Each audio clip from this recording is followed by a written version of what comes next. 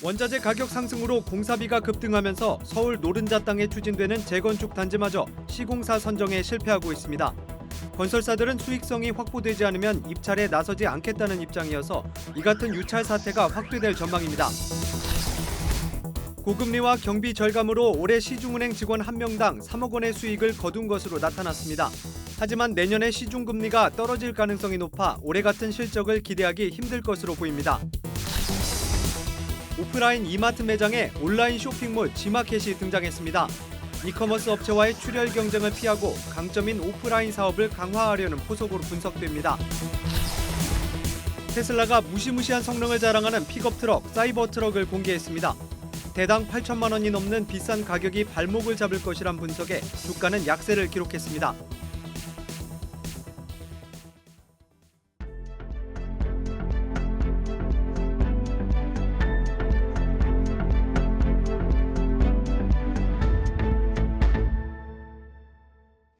뉴스플러스 시작합니다.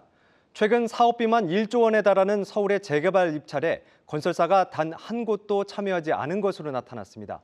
낮은 공사비로 사업을 해봤자 남는 게 없다는 이유 때문인데 여의도나 과천 등 주요 재건축 단지에도 비슷한 상황이 벌어졌습니다. 첫 소식 신동호 기자가 보도합니다. 최근 진행된 노량진 1구역의 시공사 선정은 건설사가 한 곳도 참여하지 않아 유찰됐습니다. 노량진 1구역은 사업비만 1조 원에 달할 정도로 강북권의 재개발 최대어로 꼽힌 곳입니다. 건설사들이 노른자 사업장을 포기한 것은 조합이 제시한 평당 730만 원의 공사비 때문입니다. 치솟은 자재값을 고려하면 낮은 공사비로 사업을 따내봤자 오히려 손해라는 겁니다. 알짜 사업지를 꼽히던 여의도 공작아파트와 과천주공 10단지도 상황은 마찬가지입니다. 시공권을 얻기 위한 싸움은커녕 경쟁 입찰이 무산되면서 수의계약으로 진행될 판입니다. 특히 사업 협의 과정에서 시공사와 조합 간 의견차가 좁혀지지 않아 계약을 해지한 곳도 나타났습니다. 노원구 재건축의 바로미터로 꼽히던 상계주공 5단지는 분담금 갈등으로 조합원들이 시공사 선정을 취소했습니다. 공사비 쇼크가 서울을 비롯한 수도권의 주요 정비 사업장을 뒤흔들고 있는 겁니다.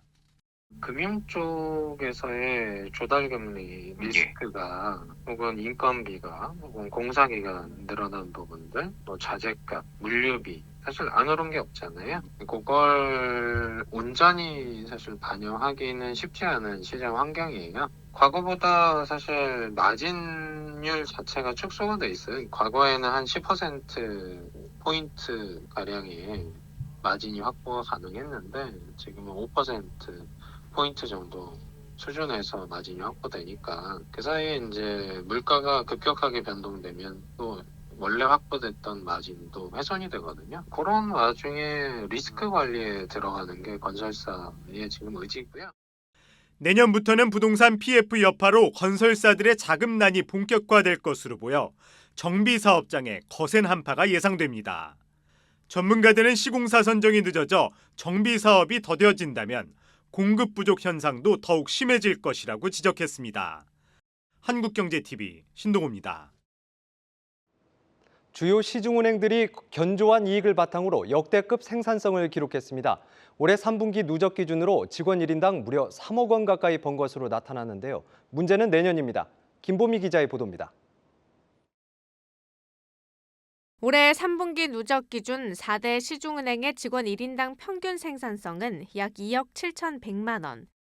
전년 동기 대비 약 18% 늘어난 수치로 역대급입니다. 순이익 증가와 함께 비용 절감 노력이 더해진 결과입니다. 실제로 4대 시중은행의 영업이익 경비율 CIR은 지속적으로 감소세를 이어가고 있습니다. 디지털 전환 등을 통해 인건비나 임대료 등과 같은 판매 관리 비용을 적극적으로 줄여왔다는 의미입니다. 하지만 이러한 역대급 생산성도 수익성도 올해를 고점으로 꺾일 것이란 전망이 나옵니다. 금융연구원은 국내 은행의 내년도 예상 단기 순이익이 올해보다 9.3% 줄어들 것으로 내다봤습니다. 내년 기준금리 인하로 순이자 마진 하락이 예상됨에 따라 은행 수익의 핵심으로 꼽히는 이자이익 부문의 부진이 예상되고 있기 때문입니다. 지금이 고점이라고 보고 있거든요. 저기도 둔화되고 있고 이자익도 이제 가장 핵심이잖아요. 감소할 수 있다라고 좀 보고 있어요. 아직 이제 하락하는 부분들. 비이자이익 부문도 전망이 어둡긴 마찬가지입니다.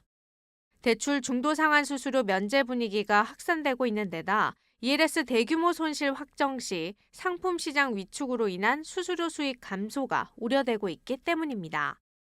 여기에 2조 원 안팎의 상생금융 방안이 내년 실적에 반영되는 점, 점포 폐쇄가 쉽지 않아진 점도 영향을 미칠 것으로 분석됩니다. 그동안 매분기 감소세를 이어왔던 은행 점포 수는 금융당국 압박에 3분기 들어 증가세로 전환됐습니다. 증권가에서는 실적 개선이 쉽지 않다면 결국 내년 은행권의 핵심이자 버팀목은 자본력이 될 것으로 보고 있습니다. 전통적인 배당주로서의 매력을 이어가기 위해선 주주환원을 할 수 있는 여력에 초점을 맞춰야 한다는 의미입니다. 한국경제TV 김보미입니다. 오프라인 이마트 매장에 온라인 쇼핑몰 G마켓이 등장했습니다. 쿠팡 등 성장세인 이커머스 업체들과 대항해 직접적인 출혈 경쟁을 펼치기보다는 신세계그룹의 강점인 오프라인 본업을 강화하려는 전략의 일환으로 분석됩니다. 김예온 기자가 보도합니다. 이마트 한켠에 쌀, 매실청, 김치 등 온라인에서 판매되는 인기 상품들이 전시돼 있습니다. 이커머스 업체 G마켓에 입점한 우수 판매자들의 상품입니다.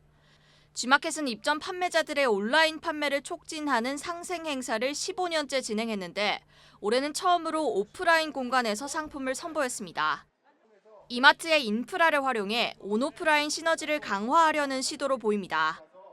지금은 팝업 스토어로서 첫 번째 이 전개를 했지만 이후 이마트의 여러 체험형 매장들을 중심으로 온라인과 오프라인이 융합되는 새로운 형태의 쇼핑 경험들을 제공할 수 있도록 넓혀갈 생각입니다. 최근 신세계그룹은 대대적인 임원 인사와 조직 개편을 통해 유통 본업에 집중하겠다는 전략을 펼치고 있습니다. 그룹 컨트롤타워 조직 대표엔 국내 최대 규모 복합 쇼핑몰 스타필드를 안착시킨 이명록 대표를 앉혔고 수장을 교체한 이마트는 한동안 중단했던 신규 출점을 재개하겠다며 외형 성장을 강조했습니다. 줄곧 오프라인 점포 효율화, 온라인 플랫폼 강화 전략을 펼쳐오던 신세계그룹이 다시 오프라인 중심으로 사업 방향을 선회한 겁니다. 이는 쿠팡 등 이커머스 업체와 직접적으로 경쟁하기보다는 신세계그룹이 강점이 있는 오프라인 기반을 더욱 다지겠다는 전략으로 풀이됩니다. 대규모 자금을 투자해 몸집을 키운 이커머스 사업이 쿠팡에 밀려 적자가 지속되고 있고 온오프라인 통합 시너지로 내세운 유료 멤버십 유니버스 클럽도 뚜렷한 성과를 내지 못하고 있기 때문으로 분석됩니다. 실제 점포 리뉴얼과 신선식품 강화 등 본업인 오프라인에 집중한 전략은 방문객 수 증가 등 실질적인 매출 증대 효과로 나타나고 있습니다. 이마트는 내년 최소 5개 이상 점포 부지를 확보해 신규 출점을 이어갈 계획이고 스타필드도 올해 말 개장 예정인 수원점에 이어 창원, 청락, 광주 등으로 점포망을 넓힐 예정입니다. 신세계백화점도 올해 5,800억 원 이상의 예산을 배정해 체험 공간과 브랜드를 늘리는 형태의 기존점 리뉴얼을 진행 중입니다. 한국경제TV 김예연입니다.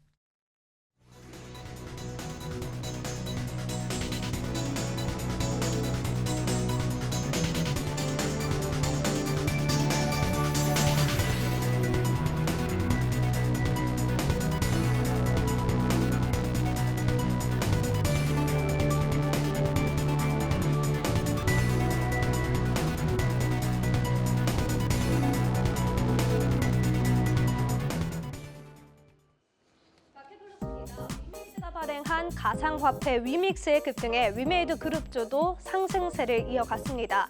특히 위메이드는 오늘 10% 넘게 급등하며 한 달 사이 주가가 무려 50% 넘게 뛰었는데요. 이외 위메이드 맥스, 위메이드 플레이도 각각 7.57%, 3.49% 오름세를 보였습니다. 같은 시간 가상화폐 거래소 코인원에서 위믹스는 3,150원에 거래됐는데요. 지난 8월 740과는 비교해 3개월 만에 300% 40%가 넘게 뛴 금액입니다. 더불어 지난 27일 장영국 위메이드 대표가 아랍에미리트 글로벌 경제 포럼에 참석해 위메이드와 두바이 간의 블록체인 사업에 대한 협업 관계를 구축하기로 한 점도 주가의 상승 요인으로 작용했습니다. 증권사에서도 4분기 적자가 예상되지만 내년 실적 반등을 기대한다는 입장을 내놨는데요. 목표가를 7만 원으로 상향 조정하며 향후 16% 정도 더 상승할 수 있다고 내다보고 있습니다. 오늘 직접 담당 애널리스트와 이야기를 나눠봤는데요. 내년 1분기 나이트크로우, 2분기 미르포 등 신작이 대거 예정되어 있는 만큼 주가 상승세도 계속 지속될 것이라고 언급을 했습니다. 다만 게임주의 악재로 작용하는 출시 지연 이슈는 이렇게 게임주의 악재로 작용하는 만큼 출시일 등을 참고해서 투자하는 것이 바람직하다고 덧붙였습니다. 다음 소식입니다. 올해 기업 공개 IPO 마지막 대어로 꼽히는 LS 머티리얼즈의 일반 청약이 오늘부터 오늘 4일까지 진행되죠. 최근 상장한 에코프로 머티리얼즈가 공모가 대비 무려 280% 급등하면서 LS 머티리얼즈에 대한 시장의 관심도 높은 상황입니다. LS 머티리얼즈는 지난 2021년 LS 엠트론의 사업 부분이 물적 분할에 설립된 회사로 차세대 2차 전지라 불리는 울트라 커패시터를 주력으로 생산하는 기업입니다. 전날 기관 수요 예측 결과가 발표됐는데요. 기관 전체 신청 물량의 91%가 6천 원 이상의 가격을 주문해 공모가를 희망밴드 최상단을 초과한 금액에 설정됐습니다. 실제 일반 청약 첫날인 오늘 약 20만 건의 청약이 몰리며 5천억 원이 넘는 증거금을 끌어모으기도 했는데요. 최근 상장한 다른 공모주에 비해 투자자들의 관심이 높은 걸 확실히 확인할 수 있었습니다. 일반 투자자 배정 물량이 가장 큰 곳은 공동 대표 주관사인 키움증권과 KB증권이고 이 외에는 NH투자증권, 이베스트투자증권, 하이투자증권을 통해 청약 접수가 가능합니다. 일반 청약 이후 LS 머티리얼즈는 오는 12월 12일 코스닥 시장에 상장할 예정입니다. 마지막 소식입니다. 우리나라가 2달 연속 수출 플러스 흐름을 지속하고 있습니다. 특히 전자제품 수출이 크게 개선되며 최대 수출 품목인 반도체 수출액이 16개월 만에 플러스로 전환한 모습 확인할 수 있는데요. 이는 9월을 저점으로 디램과 낸드의 고정 가격이 상승하고 AI용 반도체 수출이 호조세를 지속한 영향으로 풀이됩니다.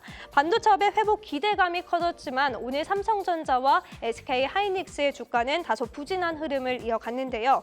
증권가에서는 반도체 업황 회복이 향후 국내 증시에 호재로 작용할 것이라고 내다보고 있습니다.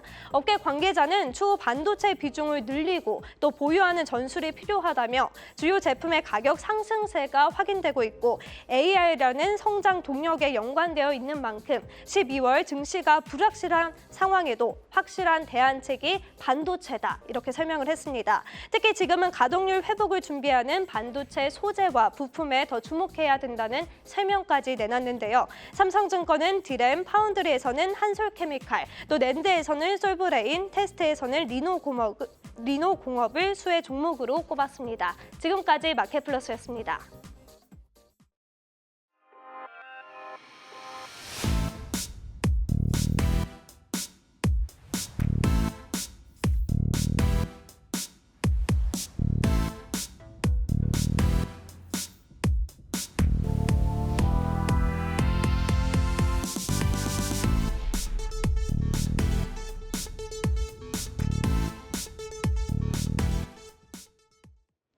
생산 차질과 수요 둔화로 고전하던 테슬라가 첫 픽업 트럭인 사이버 트럭을 개발 4년 만에 고객들에게 인도했습니다.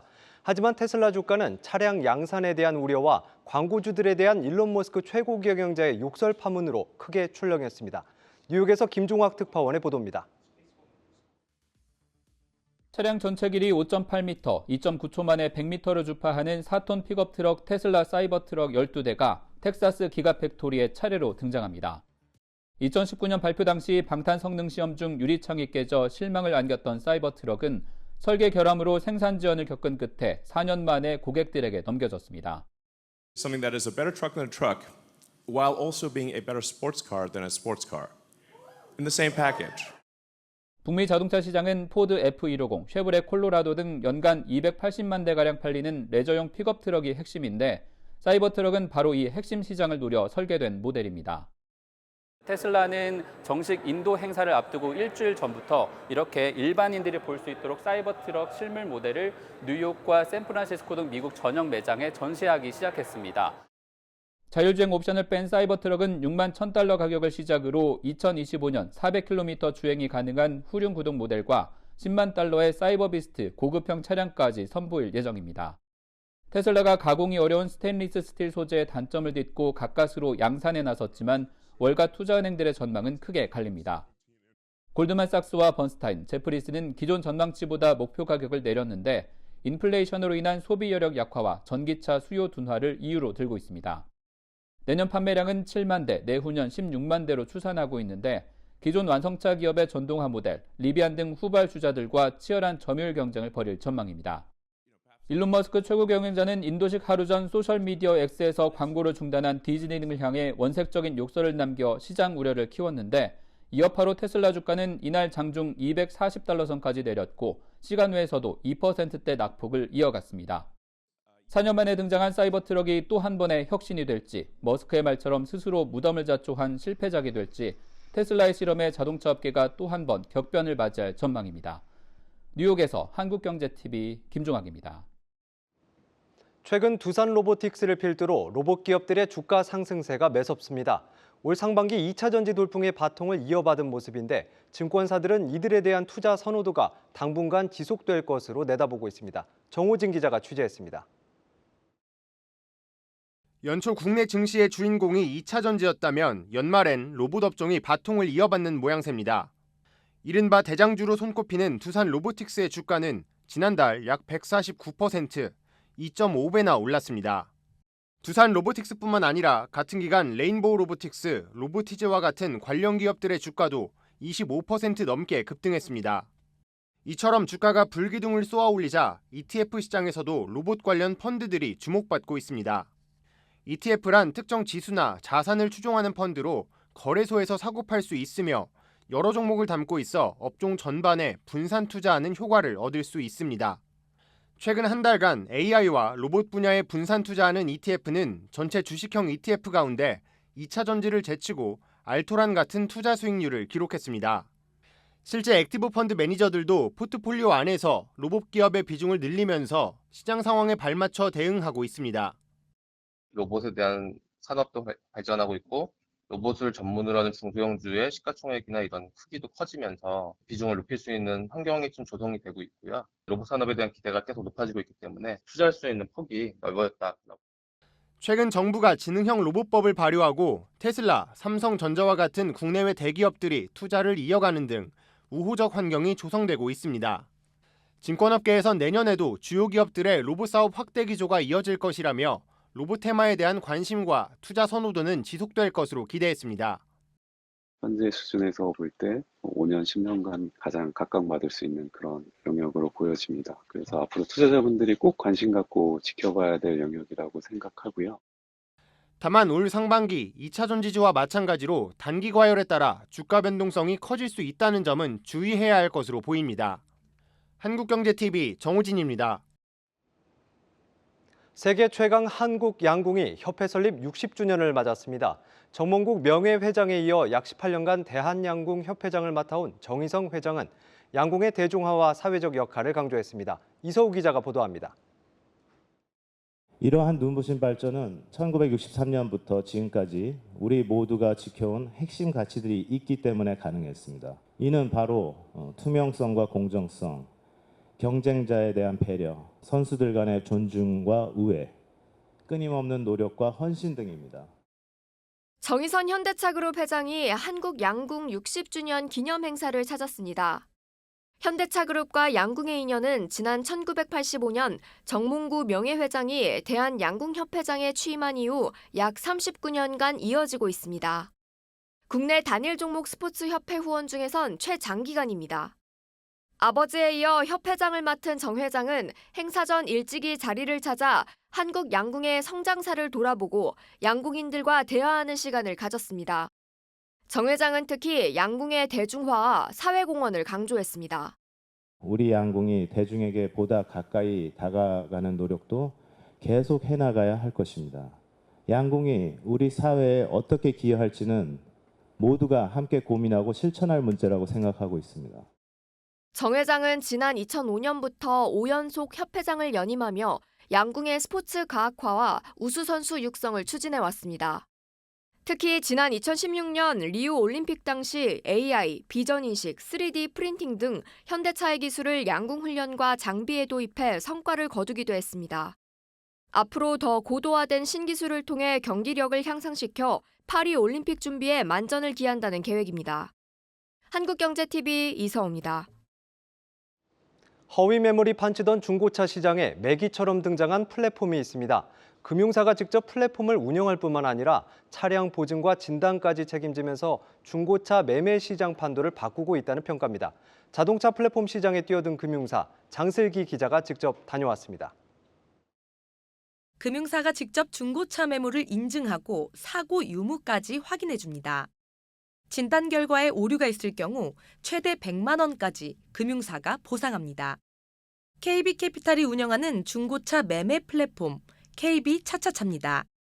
2016년 출시된 KB차차차는 중고차 시장에서 문제가 되었던 허위 매물을 근절하기 위해 실차주가 매물을 올리고 KB캐피탈이 직접 인증해 판매자와 연결해주는 시스템을 구축하면서 업계 혁신을 이끌었다는 평가를 받고 있습니다. 실제 이런 서비스에 힘입어 최근 KB차차차 회원수는 300만 명 돌파를 앞두고 있습니다.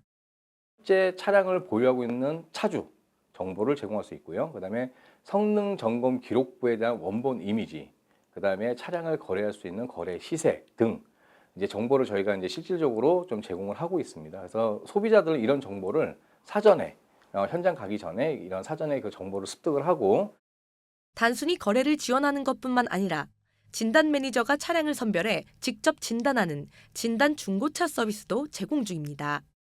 KB캐피탈이 직접 진단하고 인증한 차량만 2만 8천 대에 달합니다. KB차차차에는 안심하고 차량을 구매할 수 있도록 품질을 보장하는 KB 진단 중고차 서비스를 지금 현재 제공을 하고 있습니다. 차량 구매 후 3개월, 그다음에 주행거리 5,000km 이내에 보증 범위 내에서 이상이 생길 경우에는 그 차량에 대해서 수리비를 보증하는 서비스입니다. KB캐피탈은 지속적인 서비스 확대를 통해 거래자들이 비대면만으로 차량을 구매할 수 있는 플랫폼 구축에 나선다는 계획입니다. KB 진단, KB 인증과 같은 품질이 우수한 차량을 지속적으로 확대 중에 있고요. 또한 거래 편의성을 강화하기 위해서 비대면 서비스 영역을 지속적으로 확장을 하고 있습니다. 이를 통해 현장 방문이 없이도 비대면으로 쉽게 차량을 구매할 수 있도록 다양한 구매 안심 프로그램을 확장할 예정입니다. 한국경제TV 장슬기입니다.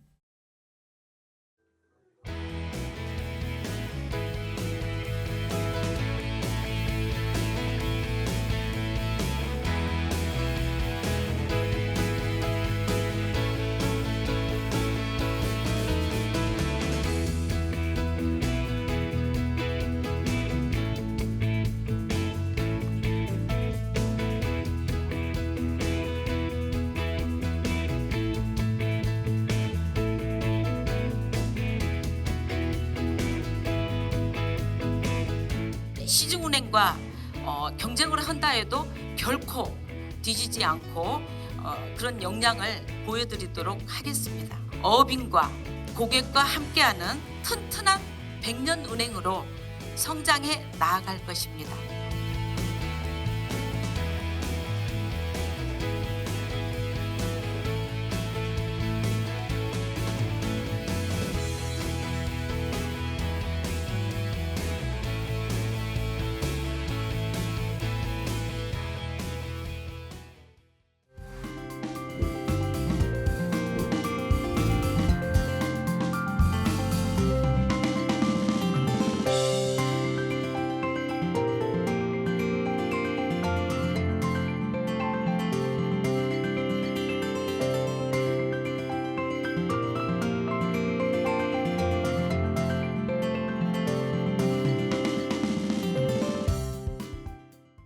뉴스플러스 오늘 준비한 순서는 여기까지입니다. 시청해주신 여러분 고맙습니다.